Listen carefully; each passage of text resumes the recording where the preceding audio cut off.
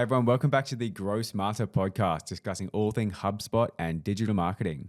We've got the first 2026 podcast here today, so let's get stuck in. Hey everyone, crazy. I can't believe we're in 2026 already. It goes so fast. It goes so fast. This is scary, but exciting to be back at the office. Did you have a nice break? Yeah, I did. Just the classic family and friends, lots of food, lots of sun, enjoying the summer, which is great. Making some New Year's resolutions, which is really, really good too. What are they? At the moment, my main one is probably just health, just focusing on health. That's my main one, yeah. That's a good one. Yeah, mine is similar. It's trying to really stick to a better sleep routine. My biggest challenge is going to be like bedtime at 10 p.m. at the latest, which I think I'm going to fail, but I'm going to try. But yeah, so it was interesting. So we all came back to the office and we were talking about, you always see so many like articles about like marketing trends and what's going to change this year for marketing and everything. And we were like sort of playing around with some of our clients about, okay, what is the business year's resolution for this year? So we always have these like meetings to talk about the strategies and the goals. And I feel like we came down to one main one.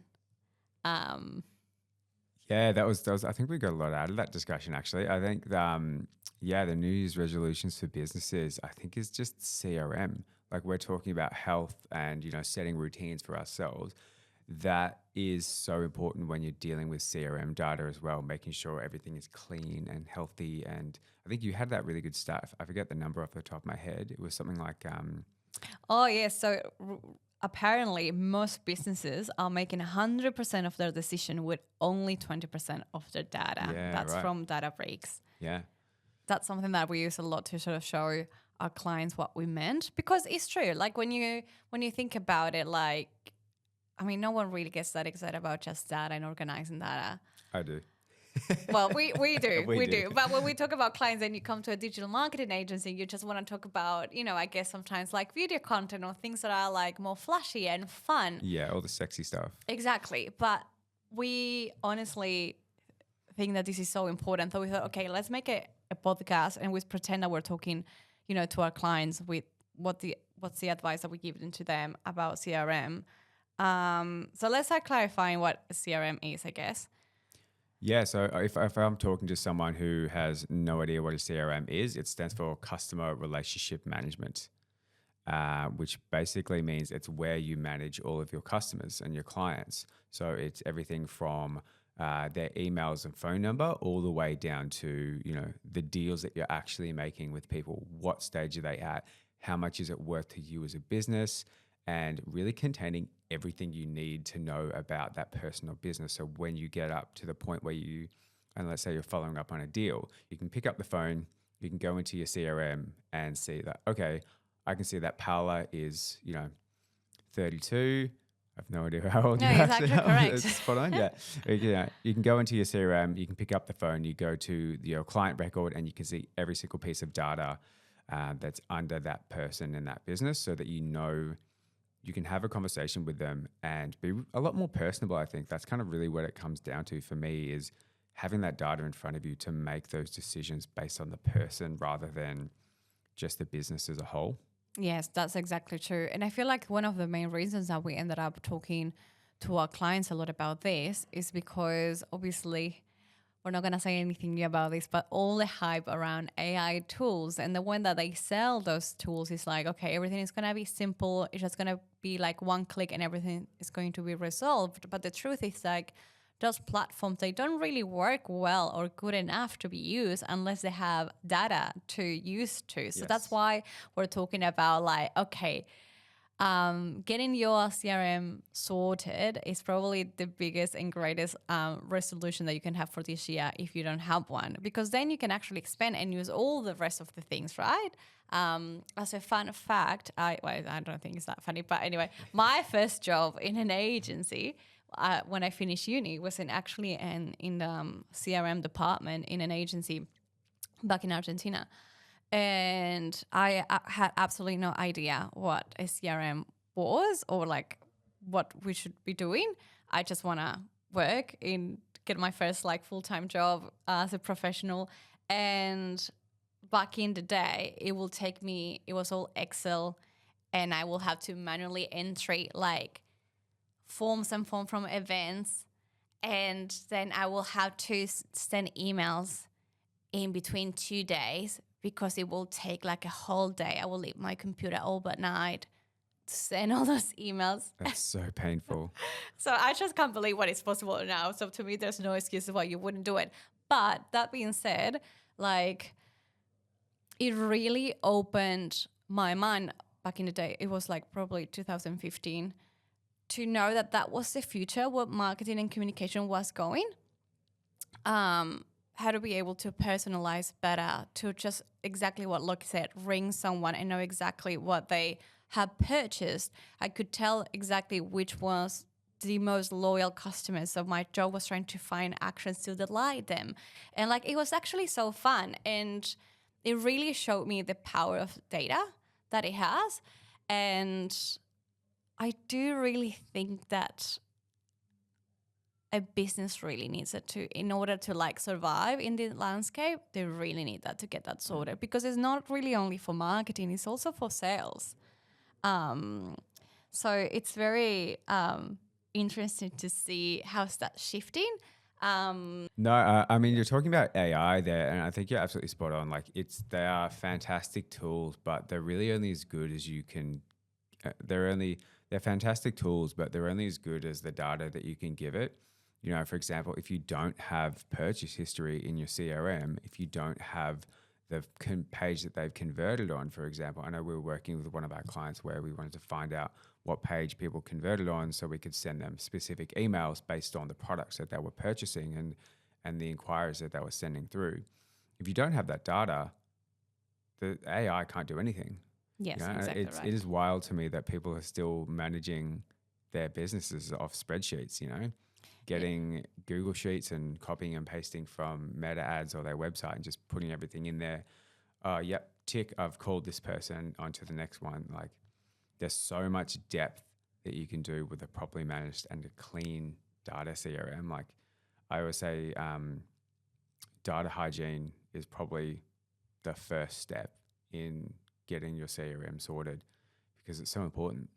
It is so important. And also, like, if I was like a business owner, that is the main thing that I will prioritize, because I feel like when you don't have a centralized space to store that information, not only leads, like customers, past customers, you don't actually have a proper statistic. Sometimes it's exactly what that statistic was saying. Like, you take decisions based on feelings or perception of like, oh, I think this head in this direction. And sometimes it's not like that at all. Like, we see that all the time. And I feel like it's funny that because sometimes we think that digital marketing relies more on being creative or fun or like a soft thing, but I feel like digital marketing is all really relying on numbers. We see it all the time. Sometimes we create what we think the most amazing videos, and then we run them and then they don't perform, and then we have all the things that are performing better. So we switch everything,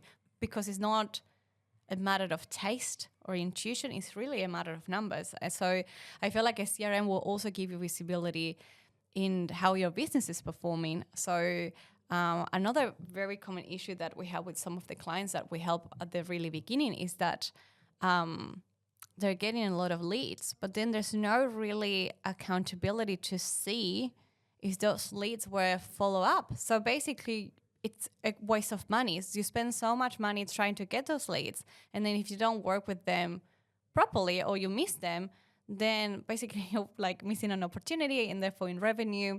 For example, today we have one of our clients very embedded in HubSpot, which we'll talk about that a little bit later. And I know exactly, we just basically film a video of their facility, like a video tour. And we know that a lot of people might not be able to tour that facility in person. So I perfectly went to HubSpot and I knew exactly all the people that were interested in the facility, but for some reason they didn't rock up to the tours or the withdrawn. And I reached out back to them with like, okay, maybe you didn't have time to come, but here's an online video for you. So I exactly knew which those people were. So that means that perhaps it brings back an opportunity that we thought it was missing, and I can exactly track it. There's so many really things that you can do. Yeah, that's really great. I think one key thing that you hit on earlier was talking about centralized and having everything centralized, as you're saying, with these people who you reached out to who didn't come to the tour.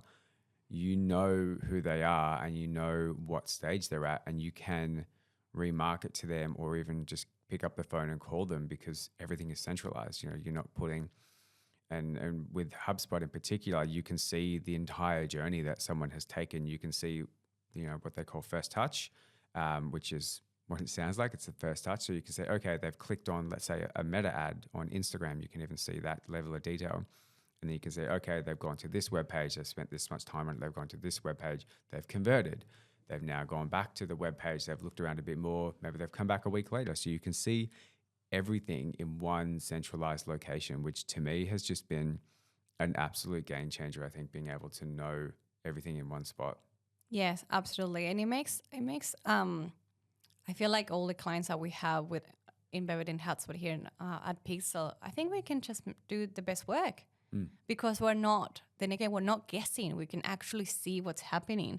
So then going back to HubSpot, we are a HubSpot agency, and I feel like this is the reason why years ago we decided to start recommending HubSpot to our clients because we believe is the best solution to, first of all, set that foundation of data, but also it's not only a CRM, but it has what they call like different hubs. So to me, like hubs are like different little houses with different activities. So you have like a sales one, marketing, service as well.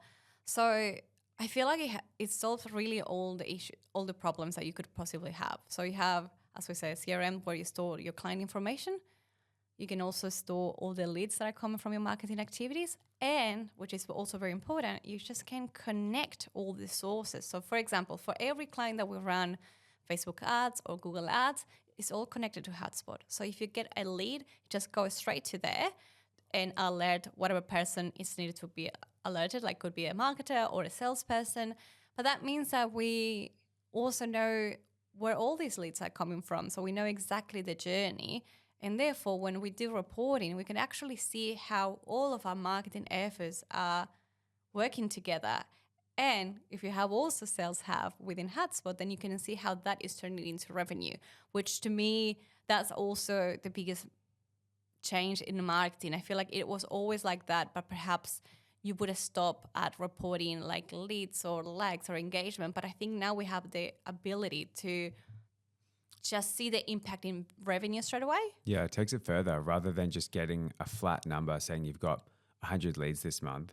You've got 100 leads this month, but then you can go into HubSpot and see what those leads have done. Have they given you the right number? Have they been actual decent leads that have converted further than just giving you their email? Yeah. And I feel like also, for example, just talking about HubSpot, it also has all these amazing AI tools that I think they work great because you have that information. So I think, probably people have different ideas, and even ourselves within Pixel, we have different visions. As much as wonderful AI can be for certain things, I don't personally love it for like writing content for my clients or like getting AI photos for the social media. I think it has a use, but to me, the best use of these AI tools is when it helps you to analyze data in a way that it will consume a lot of time for you to do manually, as I used to do back in the day. But it just gives you that opportunity. So when you have that data, you can see, you can detect behaviors in customers or leads that could, mean that they're ready for perhaps sales team to approach them. You can elaborate and automate an outreach that feels more personal to that person because you have the data for AI to analyze it. Yeah, taking that distinction between, AI, obviously a big buzzword. Everyone, it's integrated with absolutely everything. I've seen AI compatible phone cases, like whatever. But the distinction between AI, it's not just a photo generator. It's not just a text generator. As you're saying, it can really help you sort the data. Like, you don't want to spend hours, literally hours of your own time just sorting data and getting it into a package that you can then take it and interpret it and make your decisions from. Mm-hmm. What I really love with HubSpot is it's sort of tied with that AI thing, with the AI integration. It's the automation. So not exactly the same thing, but they do kind of go hand in hand a little bit. It's called lead scoring. And what you can do is when someone performs an action on your website or interacts with your business in any of your connected channels, you can give that action a score. And once they hit a certain threshold, you can create a task or a workflow or something for your sales team to follow up, or to send them an email, to do something. Because, just because someone's signed up to download a brochure doesn't mean they're instantly ready to buy something from you straight away. There might be a 6-month lead time where they're still making their decisions. You can be on top of them, watching them that whole time. And then when they're ready, you can get a trigger to go, all right, we're going to call this person now. Yeah. And help them achieve what they're trying to do, because you can see they're going through your website and you can see what they're looking at. You can help them. Yeah, and this is giving me, again, flashbacks. I remember in that job, it took me more than 6 months as a team, pretty much more than the 6-month rollout, to come up with a system where we could attribute like a score to our database to, like, then again, see which were like our top clients or the most historical ones. And this is something that you can set up just like, in just 15 minutes and have it roll out. And it's really, really helpful. Another thing, 15 minutes, provided you've done the setup before. This is why I'm so big on data hygiene, because it helps you with everything else. You think, oh, well, doesn't matter if there's a typo in my header or whatever it is, but if it's set up correctly, do it right, do it once. Yes, big true. And that also reminds me to another thing that we talked to our clients a lot. We know that when we're talking about all these, especially HubSpot is such a big platform, it can be a little bit intimidating. And we understand, even it happens to us, that digital marketing and even HubSpot is constantly changing. So we're constantly being tested to adapt and learn and keep like changing things and processes.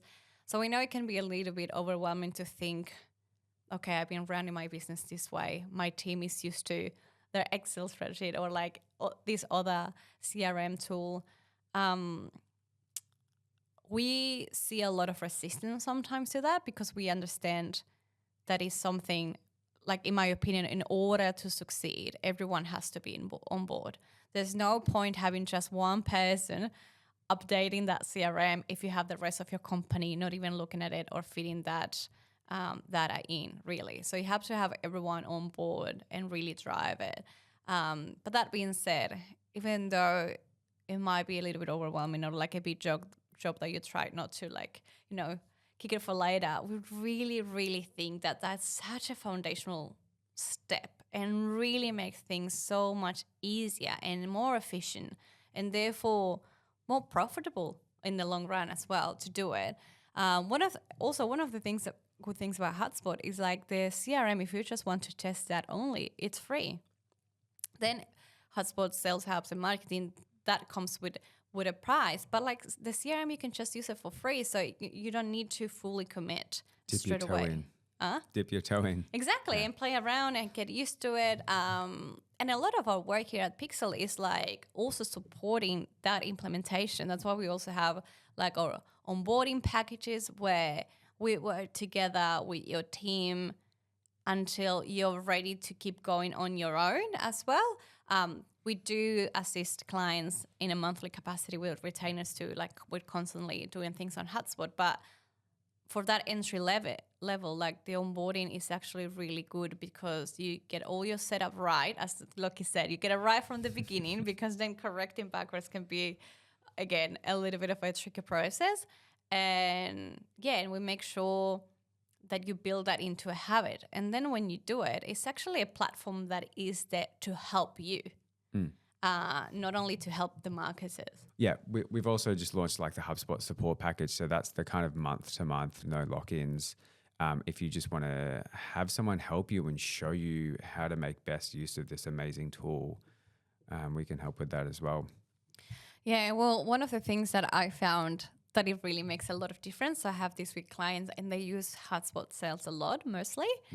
And I got all the sales reps that we catch up monthly to make sure that everyone is feeling comfortable with the platform and everything. But we have, when they realize that all the things that we have set up is to help them. For example, when you're managing a lot of clients, you can't rely on like a little note or just have everything in your head. So when we create like, let's say, automatic reminders or automatic emails for them, and when they see that, that's helping them, that's when you sort of like create that engaging moment where then you sort of like get more embedded in the platform and see the real value. Yeah, it's that connection that I think works so well. It's the platform helps the salespeople and the marketing people, and even the support staff. If you've got this HubSpot support package, it helps people help the customers. I'm really big on.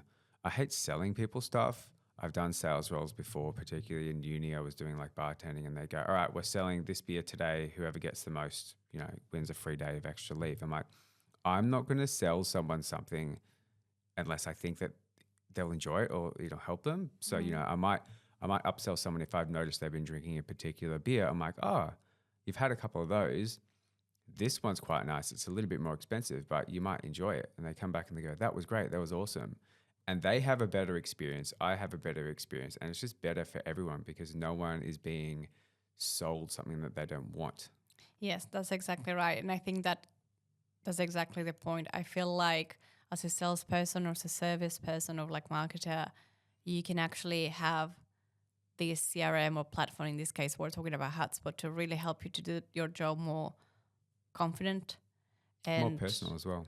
More personal, yeah, because it probably always goes back to the very basic, right? But I feel like the expectation nowadays is people to like, communicate with brands and feel that they know them, to be highly personalized, but also then you go just to the basics. Even when you go to a cafe and they remember your name, imagine like one of the things that then AI helps you through HubSpot is like if you're, let's say, on a conversation, they can track that transcript or a meeting, and therefore when you go to talk to them, you can get like an AI agent to like, give you a good summary so you'll remember what you spoke to them in the past. So when you pick up the phone, you can pick it up from where you left it, and it just feels way nicer. It feels like you can make an actual connection, and I think that is what really, really having your data properly stored can make such a big difference in the impact on how your marketing efforts land in people. Yeah, you wouldn't get that in a spreadsheet. Yes. Or you're risking to lose it eventually. Yeah. So anyway, so I do really will encourage people now that it's a new year, new goals, new challenges, that if you don't have a CRM at the moment or you don't have it properly set up, that is probably a great time to look at it and make it happen. Just to wrap up, let's give people 3 goals for the new year for their CRM. So I'm going to start because I think it's one that I see quite often, and it's something that you don't really think about. When you're collecting the most basic data, first name, email, phone number, you need to have first name and last name as separate fields. I see a lot of clients coming to us pre-set up, and they've just got full name and email and maybe phone number. You don't talk to people in real life using their full name, so why would you do it in emails or on the phone? Obviously, someone who knows they can pick up the phone, because you're a human, you can tell John Smith that's first name, last name. But what that means is you can't personalize emails using just their first name. You can't say, hey, Paula, have a look at this. And that name, Paula, the first name will be replaced with whoever gets the email. You will get a, hey, Paula Pasaglo, look at this. I'm sorry, I butchered your surname there. But yeah, that's my one. Split first name, last name, super important. Yeah, that's a common mistake. 2. find a platform that lets you centralize not only your CRM, like your customer like information, but also different sources like HubSpot, for example, we're saying about like Facebook ads or social media ads. Try to get everything there. That definitely all together unlocks opportunities of growth. Yeah, for sure. I think my third and final is automations. Use your CRM to help you and stop doing all the manual work yourself. Yep. Get more time for the more important things. Exactly. Well, thank you so much, Lucky. That was great to do the first podcast of the year, and we'll see, what happens in this 2026 with marketing. Great. Thanks, everyone. Thank you. Happy New Year.